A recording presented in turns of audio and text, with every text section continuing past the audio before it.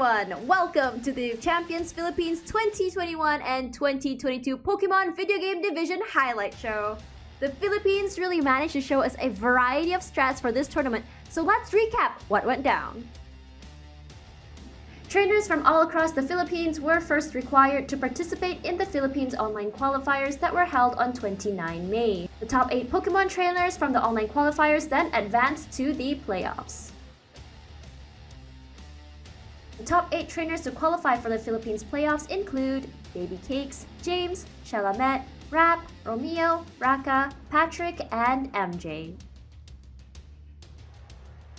The quarterfinals were especially interesting since most matches made it to a Game 3. So let's see what went down.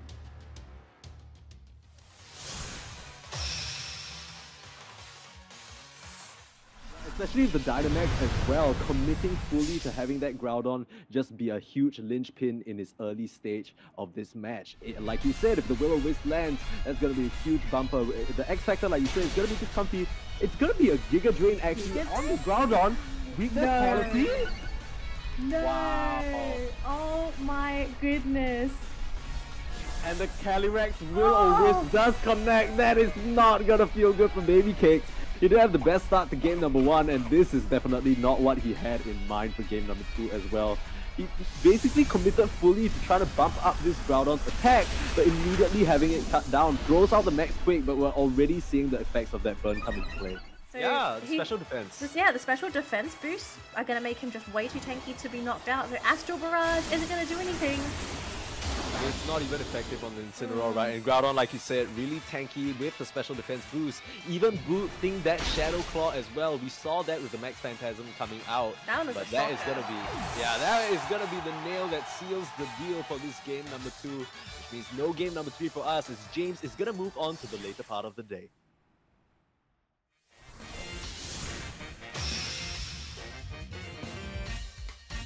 I wonder if the Indeedee is going to survive the next hit. Firstly, let's decide who is going to be the Dynamax Pokemon. Is it going to be the Landorus? Is it going to be the Rillaboom?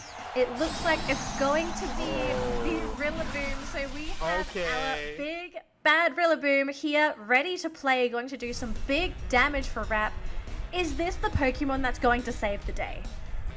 I don't know, but if there's anyone between the Landorus and the Rillaboom, I really like this decision to Dynamax the Rillaboom instead, right? Like we said, has a very positive endgame look, and now with the Follow Me as well, it's going to be able to do a lot of damage into this Indeedee. We talked about it potentially being a disrupting factor, but if you're able to get away, that's a huge protect!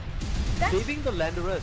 It's not just saving the Landorus, it means it doesn't target the Rillaboom, and the Drum Solo KOs the Indeedee. Meaning now both trainers are down to their final 2 Pokemon. Oh my goodness, this Rillaboom is making the comeback happen here. Yikes, and it doesn't help that, you know, the Kyogre's fighting up against the grassy terrain as well, just keeping these Pokemon healthy. Finally lands the Ice Beam he's been looking for the entire game on that Landorus, but it's too little too late. The drumsticks swirl, and there's the drum solo to finish off that Kyogre. Not something you see every day, ladies and gentlemen. That is going to be the finish, and Rap is going to be able to take this game.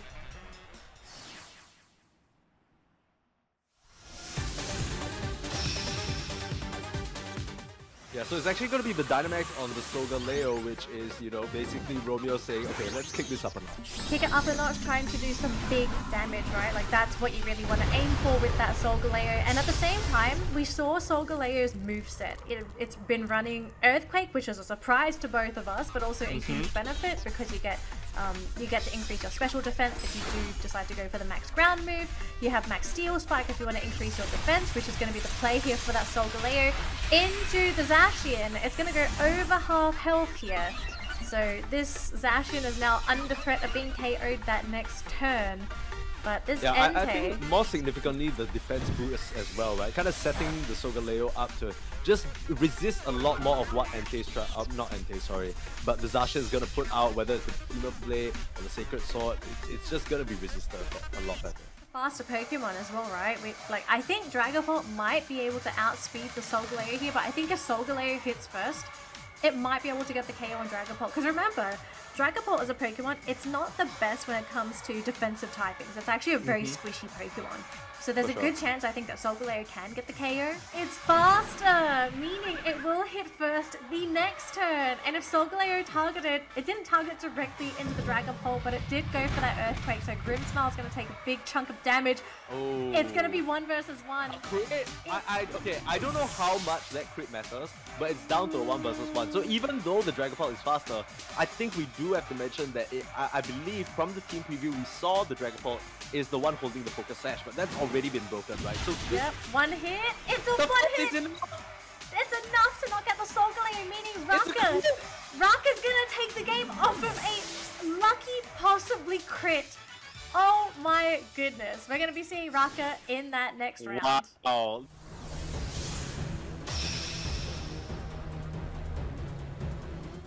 Groudon is going to be swapping out, so I think they want to reproc that Drought. They will be swapping in that Charizard. Charizard is going to be copping quite a bit of damage. And now Regieleki is the fastest Pokemon on the field. The slows have kicked in, and it's no longer going to be the Zapdos that's dominating in the speed category. But we have to see here. This Kyogre, I'm waiting for the big attack. Hurricane connects onto Regieleki. That's not the most important thing. Kyogre, Yeah, oh, the confusion!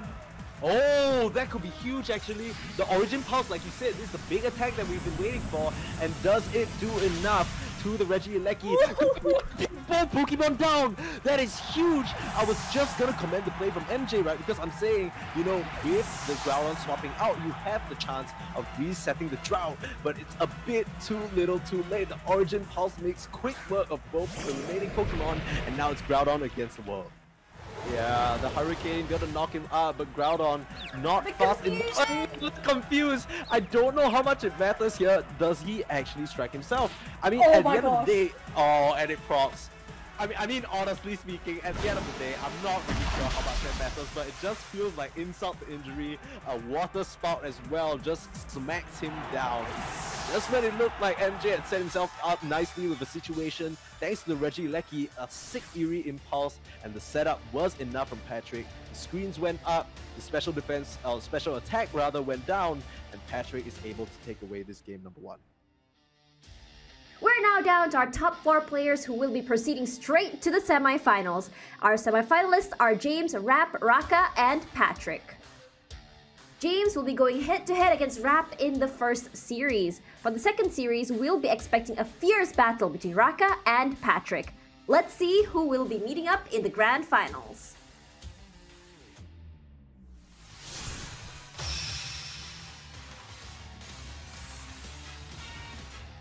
Okay, so the Groudon does come in to reset that weather. Perhaps that's why he threw in the Gastrodon first, because he wanted that option of getting the Drought. But like we said, the Dynamax hasn't actually been used from the side of James. Gastrodon? That is gonna be a Gastrodon Dynamax. Gastrodon? Has the Hailstorm, has the Max Quake. It might get a little tricky here.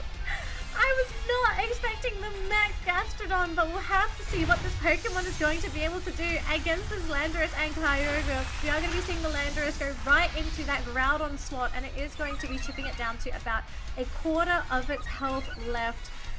I am so excited to see what this squishy little Gastrodon has. It's just going to be the Max Quake, so the special defense boost for Groudon, super important. Yes, it's going to hit into the Kyogre for minimal damage, but the most important thing for this turn is that special defense boost. I don't think this Groudon is going to be going down this turn.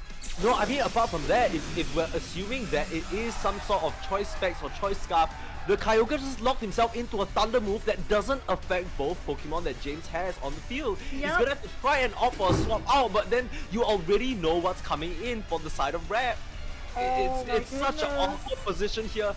It feels like James has somehow kind of forced Rap into a bit of an awkward checkmate. Checkmated, yep. There's no choice, he has to withdraw, but you already know that Calyrex is gonna be in the back pocket, and let's see what the response from James is. This is such a risky swap as well, because Calyrex, this is a Pokemon that, especially in this turn, will only be able to take 2 attacks, right? It's so squishy, there's no way it survives this Groudon and the Gastro. Yes, the Sash. Oh, the Shadow Claw! Oh my my gosh! Okay, the sash does pop, but I'm assuming Gastro just goes in Hailstorm, and finishes yeah. Hailstorm. But it was onto the Landorus, so the hail won't trigger this turn. This Incineroar coming in, another Intimidate out onto the Calyrex. I mean, it gets a Landorus as well, so this Fly is gonna do even less. And yeah, actually targeting that onto the Incineroar, but at the end of the day, you're still looking at a full HP Gastrodon, only turn 2 of Dynamax, not really effective damage on the Incineroar, and that Hailstorm is gonna land, which means the residual damage is gonna be more than enough to take out the Calyrex. It doesn't manage to take out the Landorus just yet, but this Landorus is looking in dire straits right now. Oh, I think this Landorus is either going to go down this turn, or maybe we can even just see a fake out, right? Because Incineroar just got swapped in this turn. Fake out's going to be a possibility. Calyrex is down. Parting shot's also a possibility. There's just so many things James can do.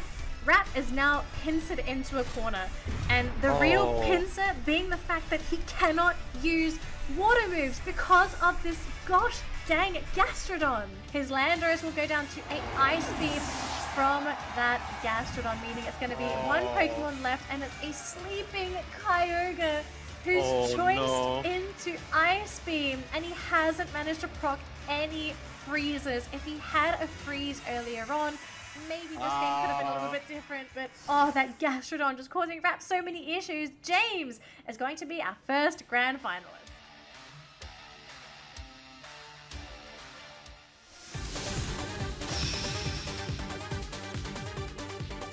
So here's the Reflect though from that Grimmsnarl.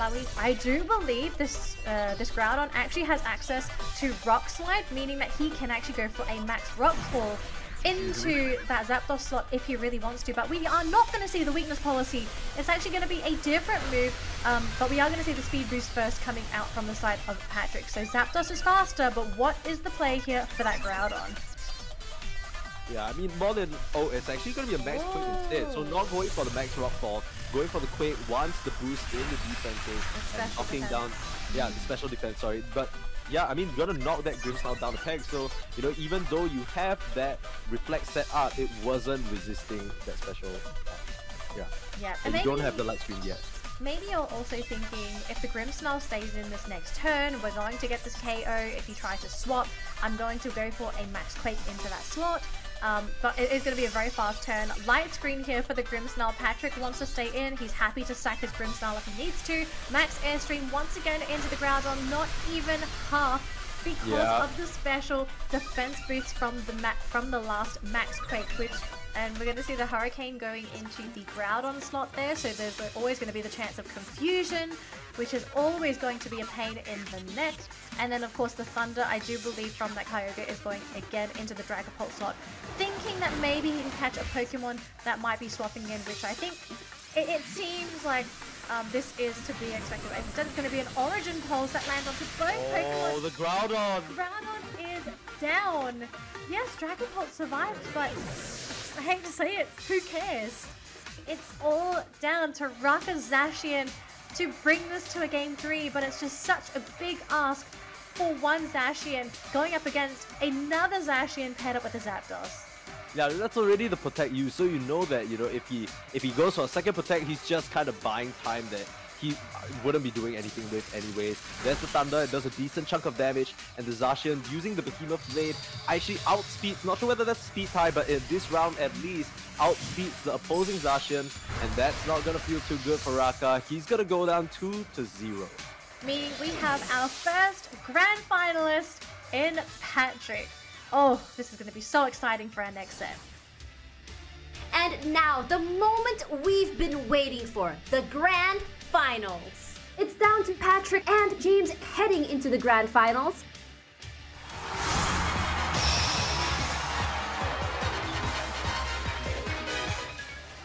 Yep, so starting out, we're gonna get a Zapdos as well as the Grimmsnarl for James, but on the flip side, it's actually Gastrodon and Charizard for Patrick. So I find the opening for Patrick very interesting, right? You've opened up here with the Gastrodon and Charizard. I don't think we've seen Charizard at all until the grand final. So we don't even know what this Charizard really has in store for these matches, because I think in most circumstances, if you play Charizard, it's normally with the Groudon. You want to make the most of your solar sun. power. Yeah, so you want solar power. You know, we talked about how this is a bit of an awkward spot, but the damage that is being done by this Spirit Break is actually pretty significant to the Gastrodon, right? If you continue this cycle, if you just keep cycling the Yawn targets, eventually this Gastrodon's going to be removed, which means that this Kyogre is going to be able to go ham. And again, we're just seeing these constant Yawns into that second slot, so it's only really the Grimmsnarl slot that can do anything. Oh. Did I just see that right? Was that a Dynamax Grimmsnarl? Yeah, I think he's like, oh, you know, you think the screens are all I got a Max Starfall coming away. Gotta try and threaten this Groudon with that Max Starfall, and I don't think Patrick is gonna expect this. No, I don't think anyone is going to be expecting this at all. And I mean, we did see the reasonable damage coming out from the Grimmsnarl. So if this is a knockout onto the Gastrodon, that's going to be a whole other problem because you've lost the Storm Drain, right? The whole purpose of the Gastro is to prevent the water moves from coming out from that from the Kyogre. So here is the Dynamax, the Dynamax Grimmsnarl. This is a shocking move, but is it a game-winning one? Yeah, we'll have to wait and see because, I mean, this is not... I'm gonna be honest, I can count on one hand the amount of times I've seen Grimmsnarl for Dynamax, right? Now, it's just not something you see very often, usually brought in as a support instead, but this time it's gonna support the Kyogre by actually enabling it to use the Water-type moves. It's gonna be a Hyper Beam first, ideally trying to remove that Gastro, it's not enough damage. Yeah, but we're gonna have to see where this Max Starfall targets into. Another Precipice Blade manages to rip into the side of these two Pokemon, but there is the Starfall actually onto the Groudon, so the Gastrodon stays in. But the Starfall does land on the Groudon, and now it's Psychic Blade. But here's the thing, I do believe Kyogre is going to be going to sleep this turn. Because the Kyogre didn't swap out. No, it's the mist! It's the mist from the Starfall! Oh my goodness! So, all of a sudden this Grimmsnarl has now completely nullified this sleep for the Kyogre. All of a sudden, these Yawn's are not going to do anything. This is the only thing this Gastrodon has been doing. We're talking a lot about the Storm Drain and the preventive measures, but they've managed to just chip away at the Gastrodon, and in the one moment when the Kyogre stayed in to potentially fall asleep, it was the Starfall swirling the mist and preventing that status condition from going off. Now forced to withdraw the Groudon, rightfully so, because this Kyogre is about to be able to go home free with the Water-type moves once this Gastrodon falls. We have to swap though, so Kyogre is now on the field. There's no more Sun, which means no more Sun-powered Charizard. Yeah, and I mean, I really like this move here coming out, right, from the side. I think both these players are just kind of trying to mind game each other so much. The Grimmsnarl getting the Thunder Wave off means that speed, you know, as if you weren't kind of neutered enough, it's gonna cut you down to size. There's just no damage. And it literally tickles the Kyogre. And the rain, it just doesn't feel as good. I mean, you're gonna get this residual damage, which is useful, but still, it doesn't really do a lot. Kyogre getting his HP restored by the grassy terrain as well. It's not looking too good. No, it's not looking good because practically everything minus the Gastrodon is going to be weak to an Origin Pulse. So these Origin Pulses are coming. Maybe they play a little bit safe with Kyogre, don't go for it just yet because of course we could see a Gastrodon swap in here from the Incineroar slot, but I mean, you're still scared. The Incineroar is one hit away from going down. There is going to be a fake out though because this is the first turn with the Incineroar. Light screen going up here from the Grimmsnarl, so a bit of self-preservation, but we know for a fact that this Charizard is just not going to do anything to either of these Pokemon, right? He's just so softened, especially, I mean, he gets the KO off onto the Kyogre. Oh, that's a crit! That was a crit. Yeah, that could have been significant because gonna get the speed boost. I mean, it doesn't really matter that much just because of paralysis, but getting the knockout on that Kyogre is huge because, like you said, those Origin Pulses keep us super effective in both these Pokemon, right? So without that threat on the field, really all you have to rely on is the Groudon in the back.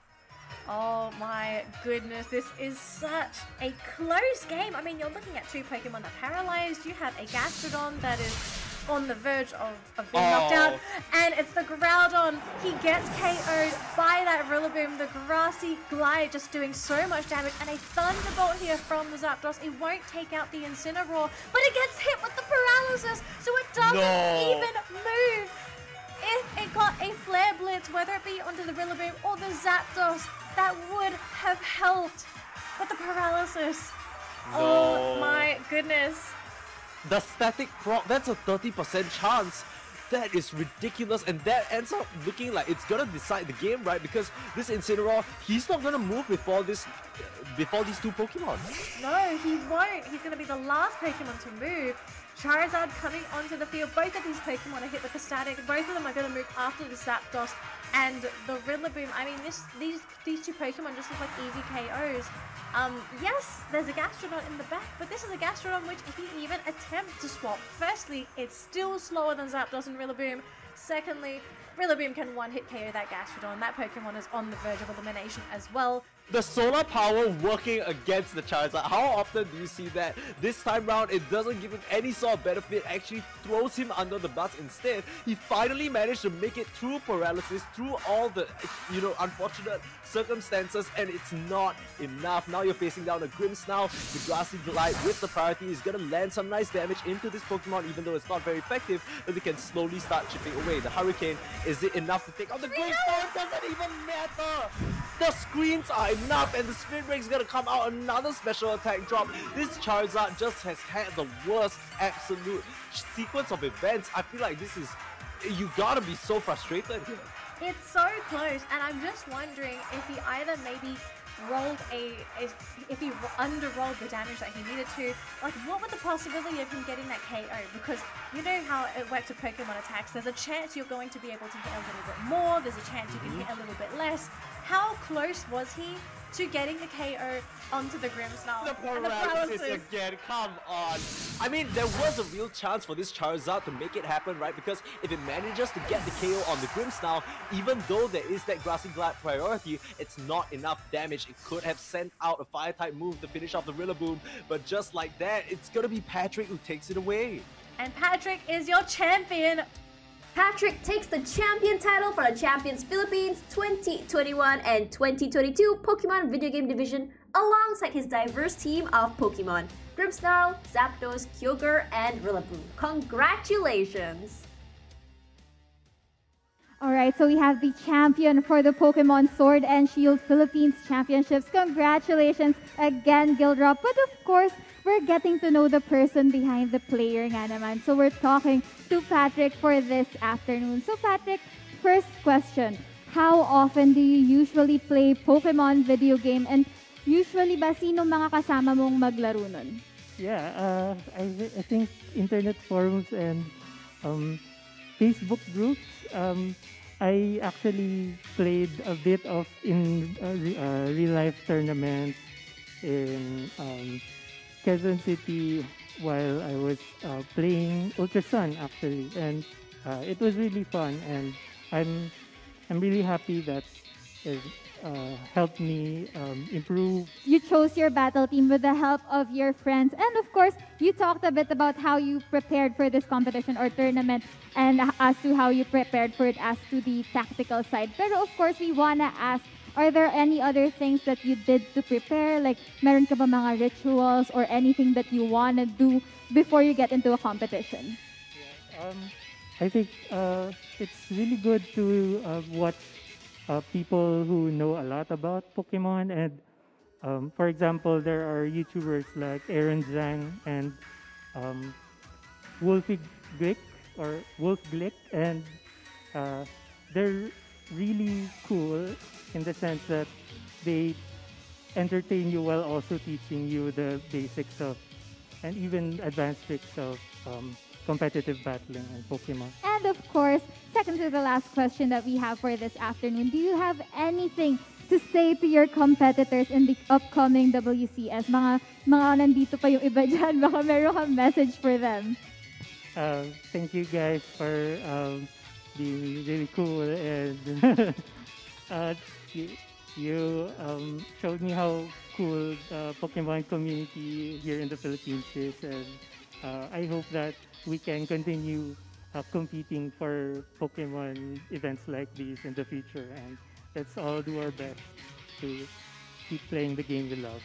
Any message to the people who supported you getting to this championship, as well as to those people who want to play Pokemon competitively? So kung gusto nilang maging champion tulad mo. Yeah.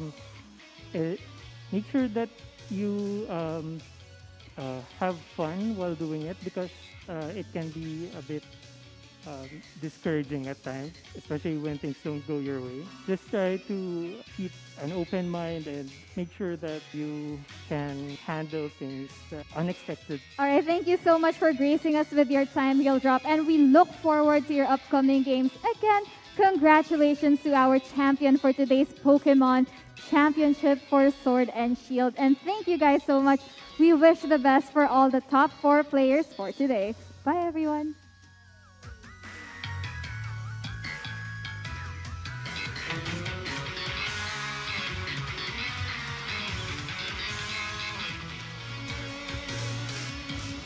And that concludes the Champions Philippines 2021 and 2022 Pokemon video game division. I hope we managed to get you caught up with all the happenings, and we'll see you guys in the next one.